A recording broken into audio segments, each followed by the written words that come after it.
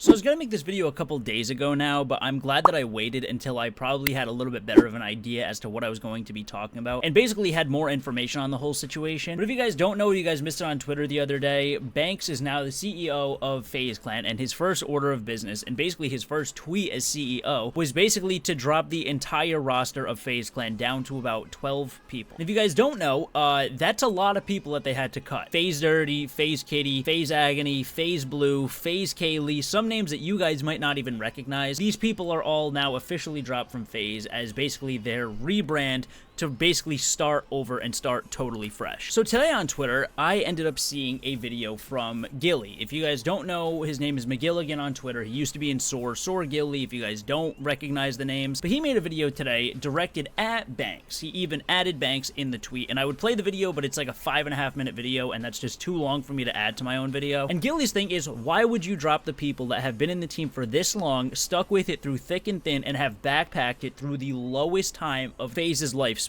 His video kind of came off a little bit ignorant, and I was actually pleasantly surprised at how professional Banks was about explaining the whole thing. But again, as somebody who's been a fan of FaZe since 2010, honestly, maybe 2009, like right around Modern Warfare 2 time, I've been a fan and known about FaZe all of that time. So as somebody who genuinely has been there the entire time, I see where he's coming from. It's like, why would you get rid of all of these people now as like a quote-unquote rebrand? Why wouldn't you just keep the people that have been grinding nonstop, get rid of the bloat, you know, just go from there and make it just as prestigious as it was? So in turn, Banks ends up making a video in response to it. And again, I would have some of his video in this video, but it's honestly another like 8.5-9-minute video, and I just don't want to have that much of somebody else's content in my video. But in Banks' video, he basically just explains how people don't really understand the business side of it. You don't understand like what this brand has meant to them, what this brand meant to everybody that made it what it was at one point. I'm not gonna act like I know like the business side of it, but the way that he explained it, it made a lot of sense, and he was so professional about it, and it made me super happy to even listen to it. And again, that's why I'm so happy that I ended up waiting to make this video, because now that I have more information on the topic, I'm very happy that I now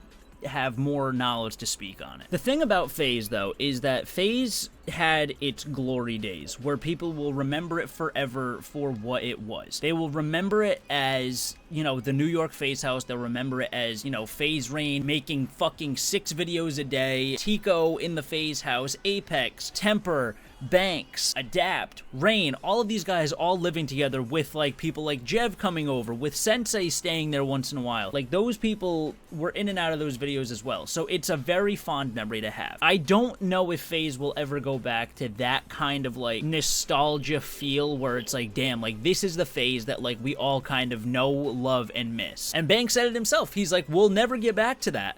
But now we have to write our new story right now. Temper said it in his video, and he's like, this is our last chance at rebuilding FaZe to what it should have been and where it could be going. He's like, this is it. Like, if we fuck it up, at least we killed it. Like, they didn't have, like, these big, like, suit corporate companies that just come in and they just think that they're gonna, you know, blow it up and make a shitload of money, and they kill it that way. Temper's like, at least if it dies in our hands now, it's like, at least we were to blame. So it's like, everybody's just mad on Twitter and stuff. It's like, they don't owe anybody an explanation. We just kind of have to see where FaZe goes from here. But one thing is for sure is I'm glad that Jev is still in FaZe, because I'm fairly certain that if Jev didn't make the cut and ended up getting kicked from FaZe, which Jev does not need FaZe by any means. I'm not saying that Jev needs to stay in FaZe for his career to like continue to flow. Scope as well. I think that both those guys are perfectly fine without FaZe. But I'm fairly certain that if Jev got kicked from FaZe, people would have burned down major cities in the United States and across the entire globe. Jev is the most protected man on the internet, and we must keep it that way. But I mean, I guess on the bright side, it is nice to see everybody kind of on the same page, or at least talking about the same topic, because the internet is usually just very strong opinions about things that go on around the internet.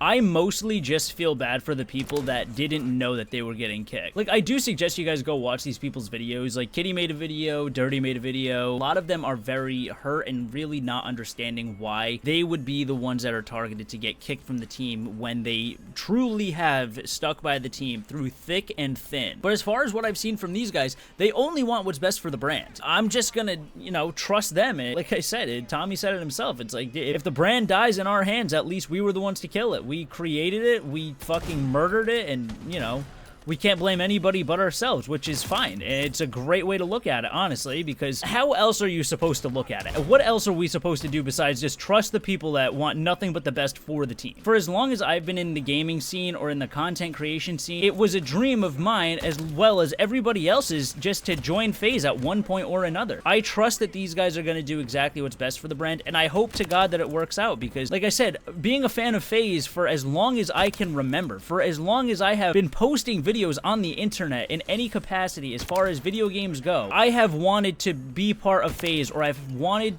to see FaZe just succeed. Only way I want to see FaZe die is I want to see Atlanta FaZe stop fucking winning so I can watch Optic win a major. That's the only thing I dislike about FaZe and like their success is just I just want to see Optic win. I do want to see FaZe get back to that prestigious level where it's like, you know, FaZe 5 comes out and everybody's just, you know, freaking out and super hyped because now everybody has a chance to join FaZe. Community was in such better shape when FaZe was not in shambles. FaZe doesn't just help FaZe. FaZe helps everything. I would still want to join FaZe. Now that I see like the tour that they're going on and like the way that they really want to see this content thing go, just seeing how prestigious Banks wants to make FaZe again makes me still feel the burning passion to still join FaZe. Like if FaZe is gonna get back to that level of like the 2012 like Black Ops 2 era where like it was the most prestigious team to join, it was the hardest team to get into, I would still love to grind to still join FaZe right now.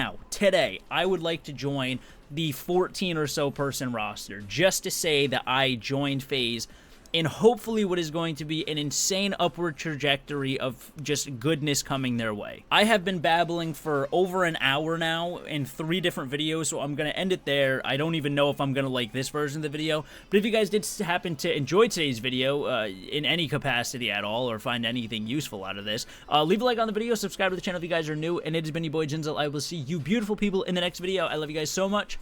Peace out, everybody.